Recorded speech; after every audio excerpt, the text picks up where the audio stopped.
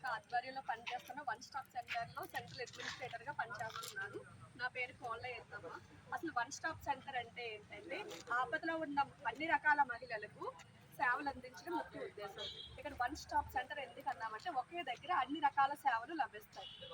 ఎవరైనా బాధిత మహిళలు మా దగ్గరికి వచ్చినప్పుడు తనకి గాయపరంగా వస్తే తనకి మనం ఏం చేస్తామంటే ఫస్ట్ మెడికల్ ఎయిడ్ అనేది చేయిస్తాం.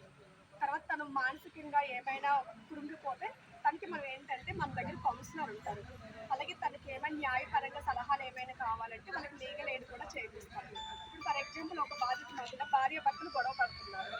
గొడవ పడటం వల్ల తను ఇంట్లో నుంచి గెంటేశారు బయటకు. తనకి ఎక్కడికి వెళ్ళాలో తెలియని పరిస్థితి.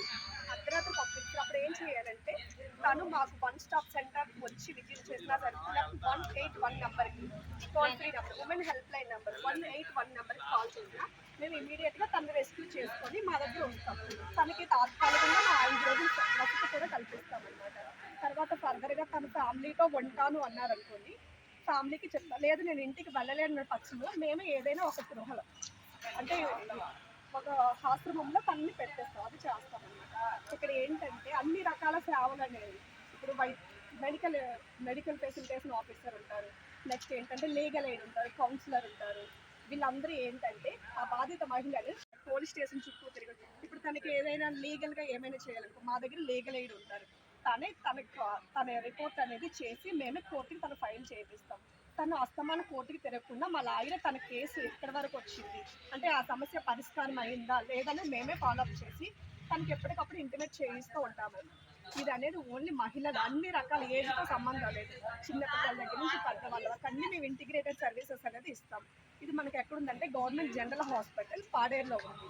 ఒకవేళ మీరు వచ్చి విజిట్ చేసినా పర్వాలేదు. మీరు రాలేని పక్షంలో 181 నెంబర్కి కాల్ చేసినా వాళ్ళు మాకు ఇన్ఫార్మ్ చేస్తారు. ఇమీడియట్గా మేము వాళ్ళని వచ్చి రెస్క్యూ చేయిస్తాం. ఇంకొకటి ఏంటంటే గృహహింసకి శారీరకంగా ఒక కుటుంబంలో శారీరకంగా మానసికంగా వేధింపులు గురి చేస్తూ ఉంటారు. తాగేసి వచ్చి కొట్టడము అలాంటి వాళ్ళకు కూడా మేము కౌన్సిలింగ్ అనేది ఇస్తూ ఉంటాము. నెక్స్ట్ చిన్న పిల్లలపై అత్యాచారాలు చేస్తారు చాలామంది. అంటే 18 సంవత్సరాల లోపు పిల్లలకి అత్యాచారాలు గురైన వాళ్ళకి ఏంటంటే ఇమీడియట్గా మాకు చెప్తే మేము వాళ్ళని రెస్క్యూ చేసి మా దగ్గర ఒక పోలీస్ ఆఫీసర్కి మేము ఇన్ఫార్మ్ చేసి మెడికల్ ఎగ్జామినేషన్ అనేది చేయించి ఫర్దర్గా కోర్టులో మేము వేసి అబ్బాయికి శిక్ష పడిందా లేదా అంతవరకు మేము చూసి గవర్నమెంట్ తరఫున తనకి కొంత ఆర్థిక సహాయం కూడా ఇస్తాము. ఇంకొకటి ఏంటంటే వరకట్నం కోసం వేధింపులు చాలామంది వేధిస్తూ ఉంటారు. ఇప్పుడు కట్నం ఇవ్వడం నేరం, ఇంకా కట్నం తీసుకురావాలని వేధిస్తే అలాంటి వాళ్ళకి కూడా మేము ఫైల్ చేపిస్తూ ఉంటాం. యాసిడ్ దానికి చాలామంది గురి చేస్తూ ఉంటారు. అలాంటి వాళ్ళని కూడా మేము రెస్క్యూ చేస్తాం. అక్రమ రవాణా అంటే ఏంటంటే ఇక్కడ ఈ దేశం నుంచి వేరే దేశానికి అక్రమంగా రవాణా చేయించి వాళ్ళు ఏం చేస్తారు పెట్టి చాకరీ వాళ్ళు చేపిస్తారు. అలాంటి వాళ్ళని కూడా మీరు రెస్క్యూ చేపిస్తామండి. ఇది ఏంటంటే ఓన్లీ ఆడవాళ్ళకి సంబంధించి మాత్రమే వన్ స్టాప్ సెంటర్ అనేది చేస్తాం సార్.